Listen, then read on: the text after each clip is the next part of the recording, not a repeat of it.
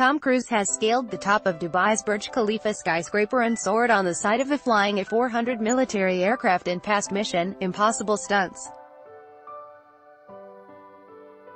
Spy Ethan Hunt has a thrill resume so celebrated that Cruise and director Christopher McQuarrie were obsessed with topping the franchise's stunt past in the sixth film, Mission Impossible Fallout, in theater Friday. Tom Cruise in a scene from Mission Impossible Fallout.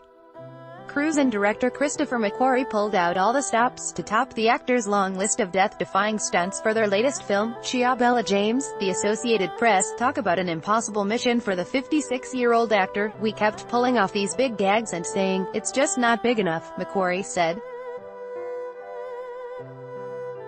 Then, we took stock halfway through filming and it was like, hey, this movie is crazy. Fallout is already being praised as the most thrilling mission, with a 97% approval rating from critics on aggregate site Rotten Tomatoes, not for one showstopper, but the entire series of Cruise stunts. Article continued. Where are the new movie's top 5? His London rooftop leap injury already is legendary. Jumping from one London building to the wall of another is pretty perfunctory stuff by Cruise standards. But during production last August, Cruise overshot his jump and broke his right ankle landing. "I know it's broken," Cruise recalled thinking. But he finished the shot limping, as viral paparazzi footage showed. Production was delayed for 3 months as Cruise healed. But global fascination only elevated the respect for his stunts. Whatever safety precautions, it's the star putting himself on the line. The mishap became the thing everybody knew. It raised the awareness stakes, McQuarrie says.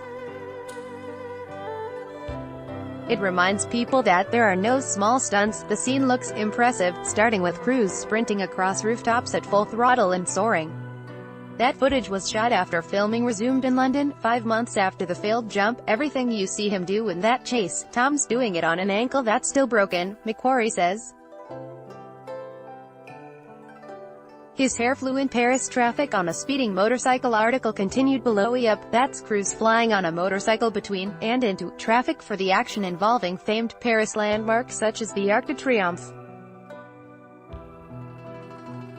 Hunt didn't grab a helmet in his run from police, so Cruise's mop flies in the hair-raising scene. French officials gave the film crew 2 hours starting at 6 a.m. on a Sunday to shoot the scenes near the closed-down Arc. That was a bad time for Cruise's motorcycle safety rig to fail before cameras rolled. McQuarrie says Cruise just took off on his bike to start the scenes, which ultimately involved 70 stuntmen driving cars. "We did it old school," McQuarrie says. "That's Tom with no safety gear and no helmet. Just going for broke. We had a schedule to keep. The flying helicopter payload had a killer stowaway in New Zealand." McQuarrie and Cruise had high hopes for the stunt featuring Hunt pulling himself onto an escaping helicopter after grabbing a dangling cargo payload rope, or long line, before falling. This involved Cruise climbing the rope from a helicopter flying 2,000 feet over the New Zealand countryside, then free-falling 40 feet onto the helicopter's payload at the end of the rope. There were obviously safety harnesses and precautions for the carefully calibrated maneuver that was 2 years in the planning. But there was plenty of room for error in the active stunt that McQuarrie considers more challenging than Cruise being strapped to the side of an Airbus A400 in Mission Impossible: Rogue Nation. And there's no way to practice with a moving helicopter other than to just go. "You're watching Tom work out that stunt while he's doing it," McQuarrie says. He had to act the fall. He knew that was going to hurt, but he just didn't know how much. He jumped from a plane 106 times for his Halo sequence. The biggest stunt was Cruise's high-altitude, low-opening, Halo, parachute jump from the back of a C-17 military transport plane. Filmmakers modified the oxygen mask to make it clearer that it's Cruise during the extended free fall from 30,000 feet, flying at speeds up to 220 miles per hour.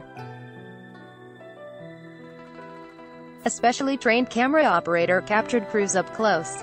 The star jumped 106 times to get the 3 extended shots McQuarrie painstakingly stitched together with special effects, like a lightning storm. One big challenge was not overdoing the effects and making sure it's clear that's Tom Cruise really in the air, McQuarrie says.